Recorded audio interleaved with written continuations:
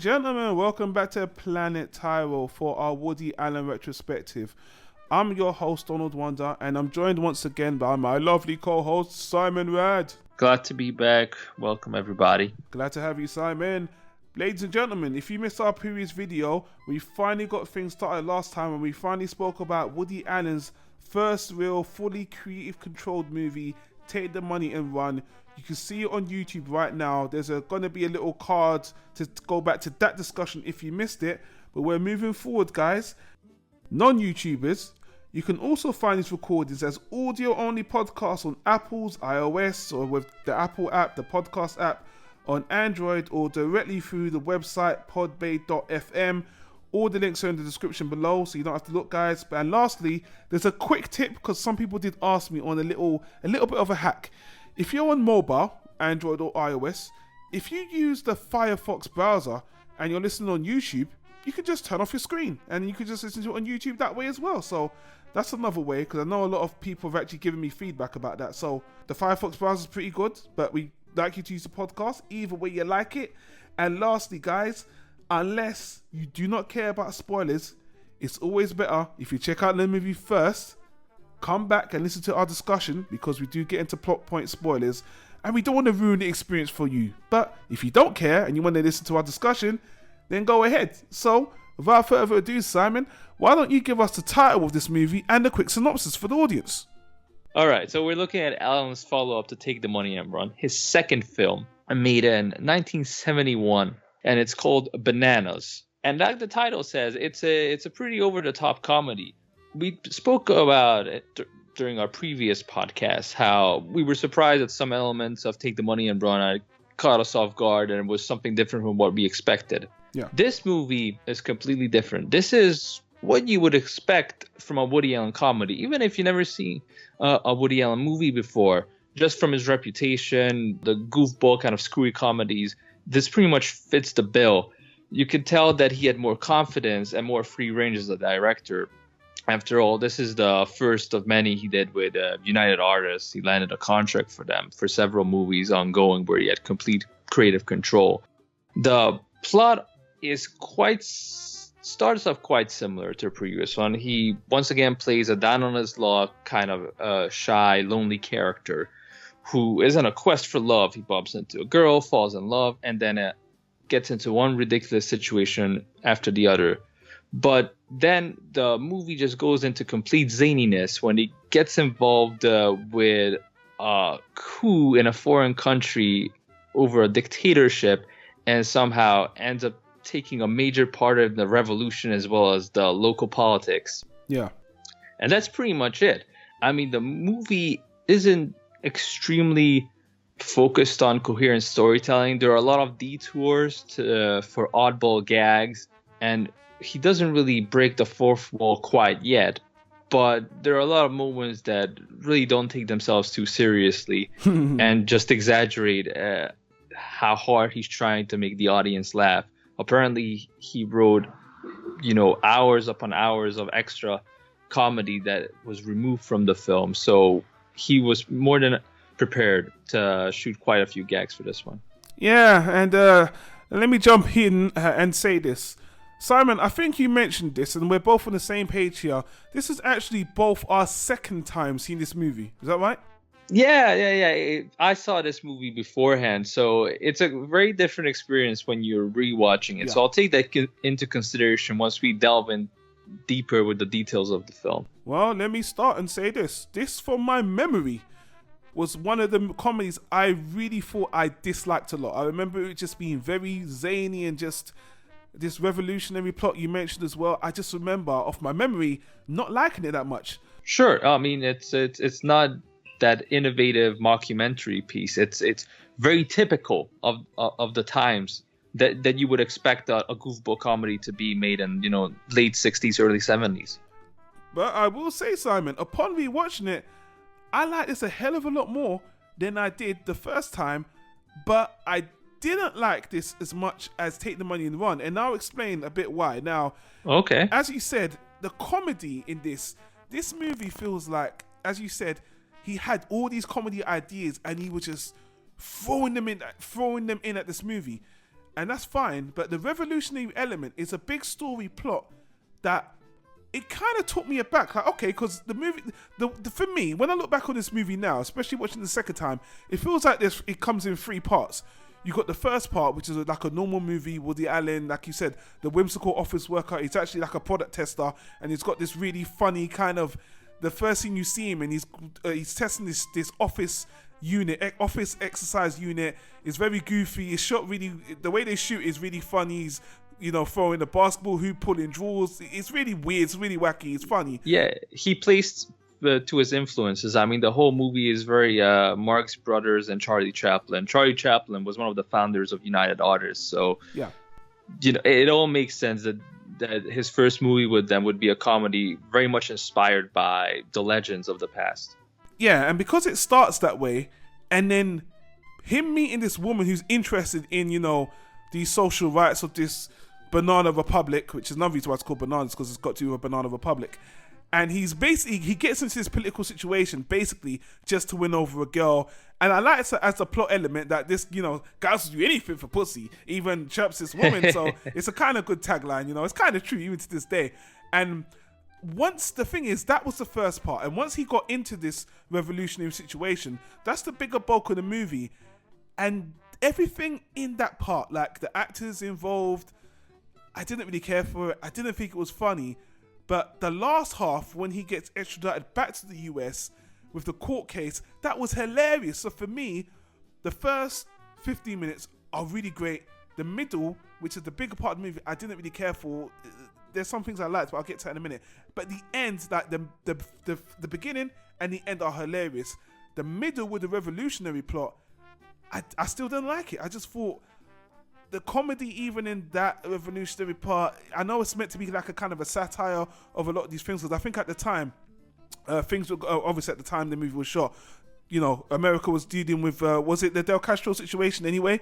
A lot of that. Basically, America was very politicized, and a lot of foreign policy was focused on dictatorships and all these revolutions. And like the main joke of the movie is basically that you have one revolution to get rid of one dictator, and the moment he leaves, all the revolutionaries become dictators themselves. So it's just a continuous circle of problems. Yeah. But he takes the piss out of Fidel Castro, or a Fidel Castro type character, in a sense of putting himself in that position.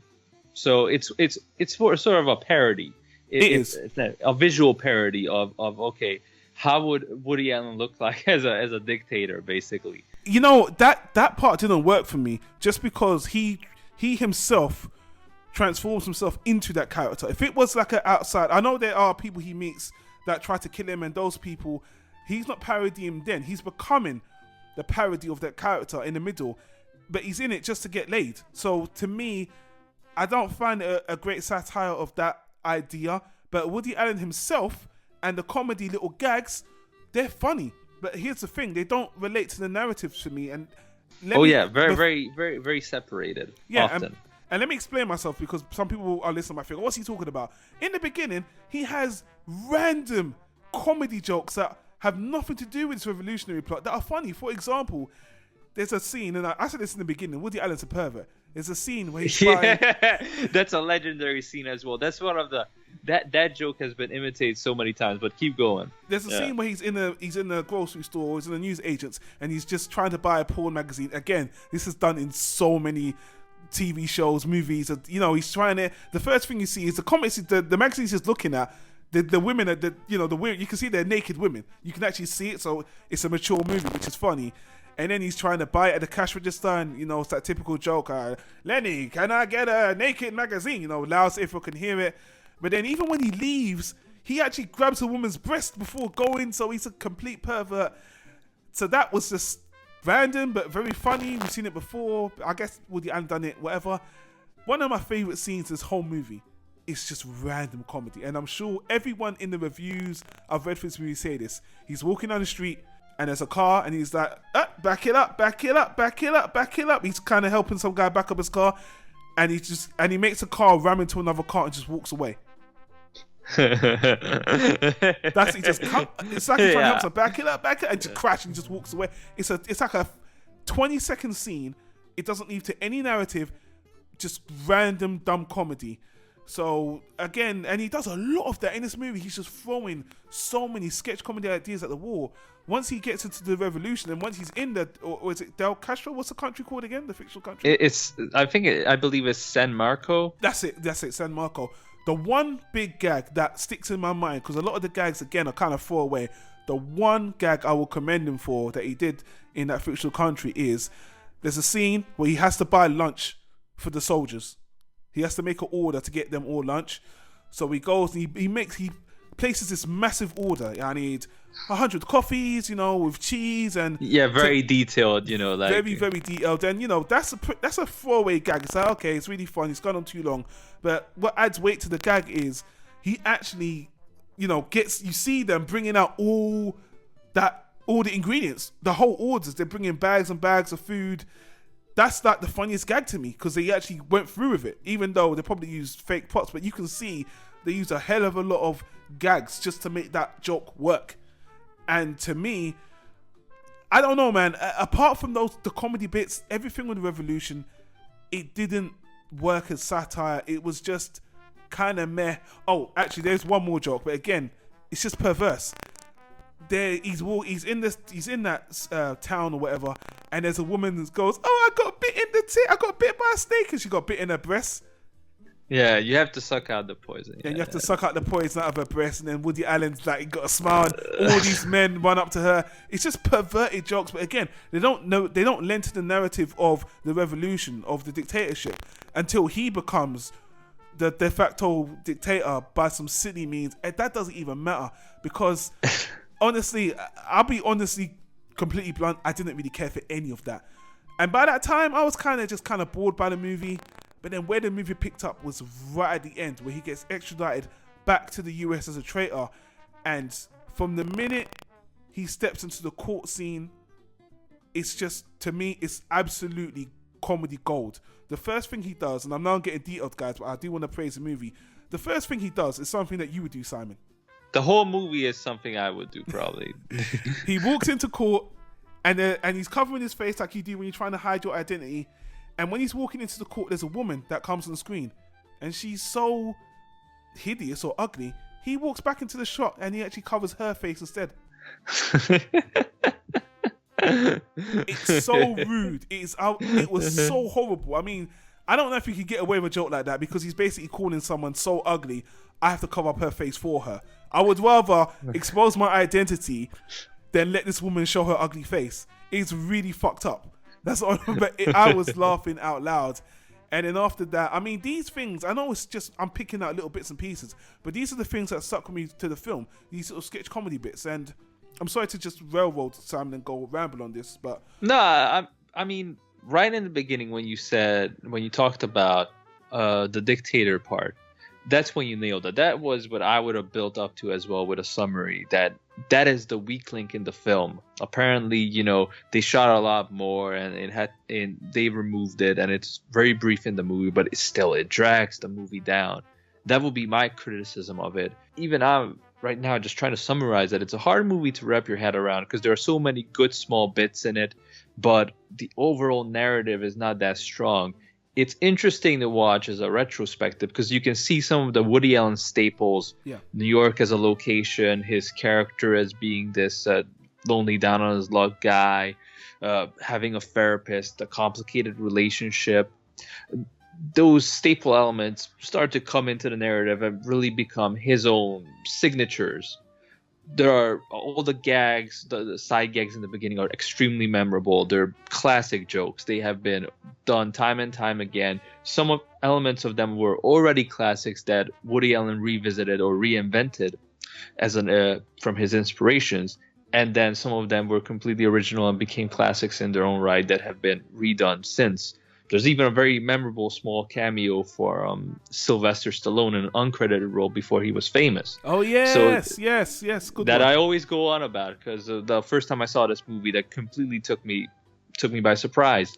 So there's a lot of that here, and it's worth watching the movie for that. But the big problem is that a lot of other things that Woody Allen later on gets very good at, and we saw snippets of it in take the money and run, like the relationship aspect that gives more weight to the plot. You're more invested in the story because you're rooting for the relationship. You get it more into the romance. That's missing from here. The movie is very quick to get through all these jokes, very quick cuts, just rushing through it. Not a whole lot of room for the actual relationship or even the plot of the film.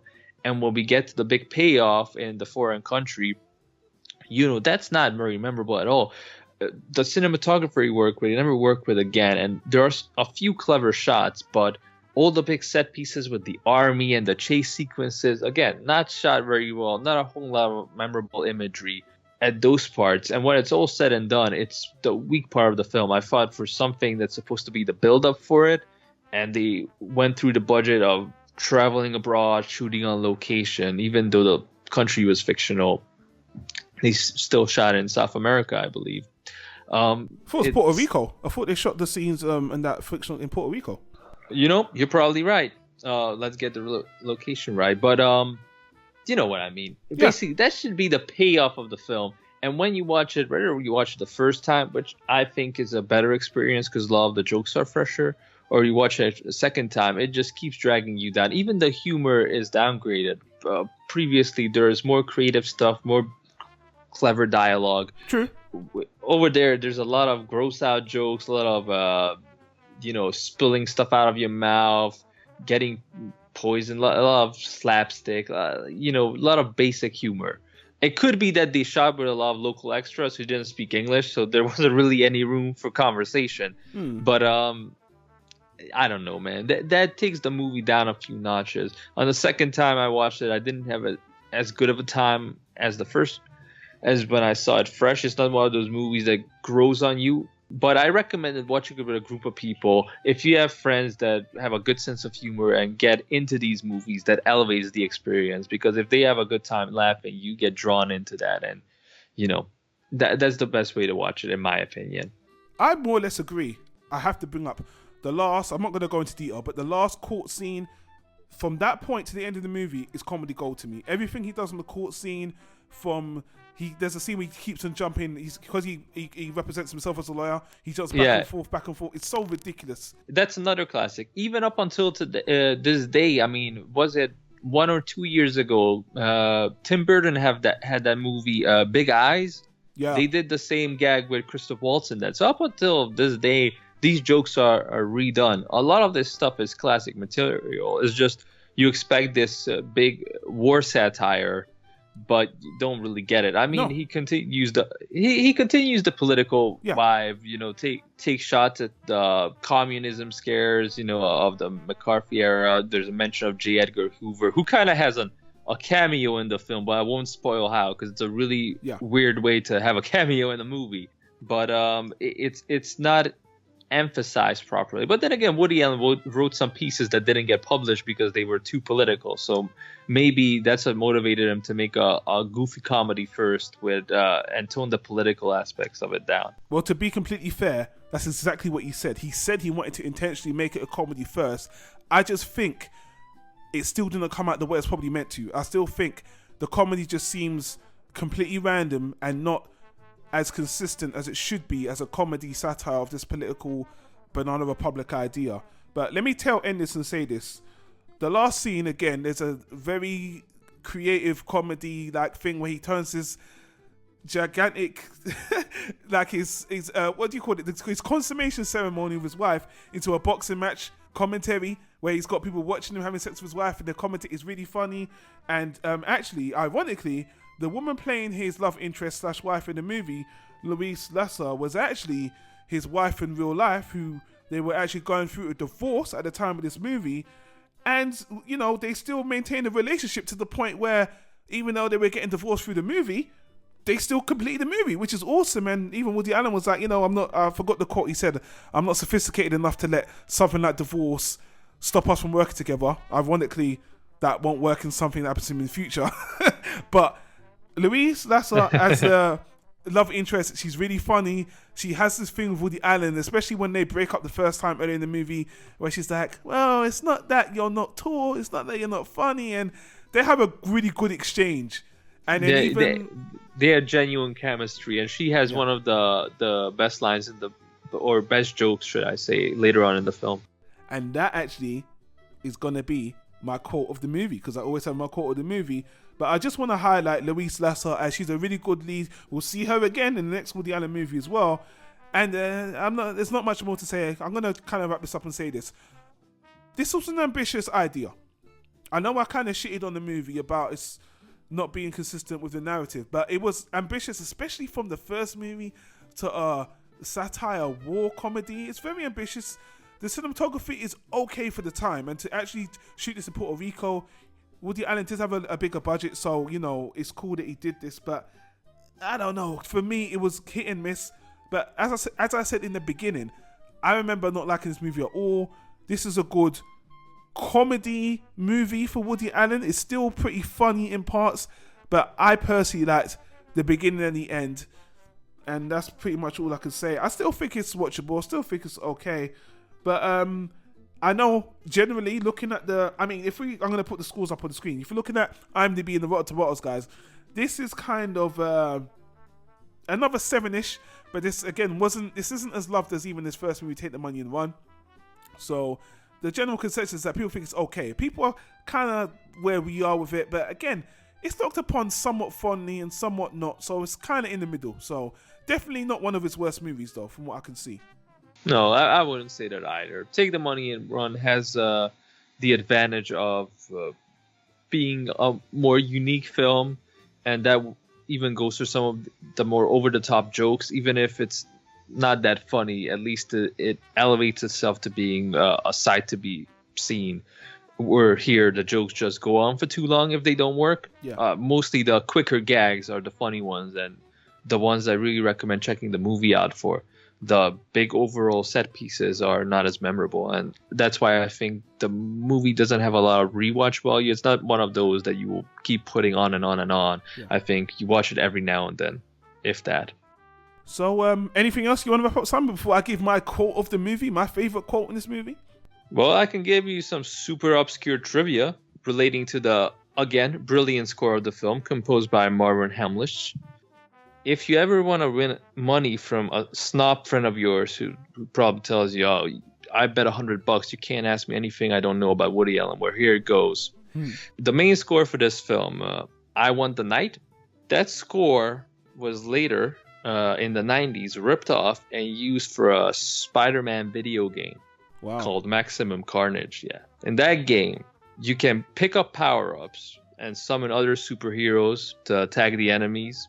And they have their own little animation and theme song. And the one for Black Cat is a ripoff from the main theme of Bananas. So there you go. If you didn't know, now you know. Wow, that is super deep. So is that the only info you want to share with us?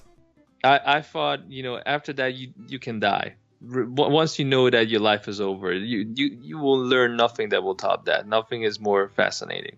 You know what, Simon? I think you've given me a really good lead-in to say that, guys, if you like Woody Allen super truthful like that, don't forget to check out WoodyAllenPages.com. They have a watcher's guide with so much critical, in-detailed information on all of these movies that we sometimes use to help us supplement these reviews as well. Give that a buy. Get it digitally on Kindle. Link in the description as well. Because, guys, again, there's so much Woody Allen facts that we're not going to cover because you'll be listening to a podcast for 10 hours if we did. So check out that description, guys. But, Simon, thank you for the tidbit. And on that note, I will say my line of the movie is a short one, a very simple one. I'm paraphrasing, not to be exact, but Woody Allen at a certain point says to one of his friends, "I was falling in love with her and she was just standing there." Or I was falling in love and she just stood there. It's a variation of one way of saying it. No round of applause from Simon? No, I think that's just sad and pathetic. That's all I can say. That's Woody Allen, self-deprecating. That's part of his comedy. He has so many throwaway, self-deprecating lines. Sometimes they're funny. I guess sometimes you're just like, okay, Woody, just cut it out. So I don't think that was acting. I think that was his genuine reaction to the divorce, which is probably why some of the parts of the movie don't work. Because I think there was so much improvisation with some scenes and elements, and even with some of the production where certain things didn't work out or some extras didn't turn up that were supposed to be a band, that a lot of the stuff was rewritten on set and improvised. So maybe that caused some unnecessary changes. I don't know. It's definitely it's still a unique movie in its own right. So I always recommend checking this one out. I don't have that much negative to say about it. Nice. I was so much more critical than you, as I always am, guys. But on that note, guys, let's leave it there. If you have anything to say on the movie, anything you have to say about our thoughts, then don't forget, guys, it's just our opinions before you send that hate mail to me like I've got in the past. So guys, let us know what you think of this movie in the description down below. Leave us a comment, a review on iTunes. Don't forget, you can always get this. You can always download this as a podcast if you're not listening on YouTube. Every link to everything we said will be down in the description. Simon, I want to thank you for being on this one as usual. That's fine. It was a lot of fun, and I really recommend people to watch these two back and back and keep doing that as we go through his catalog, to watch each movie chronologically and see which one do you like more. Take the money and run our bananas. Compare the two. Yeah, make it fun. Enjoy us on this little discovery trip. And until then, guys, if you're watching on YouTube, you can see the playlist we've got on the screen here. You can check another video on Planet Tyro. We do a lot of content, not just Woody Allen, but right now, this is our specific project for 2017. Thanks for watching, guys. Take care, and we'll see you on the next recording.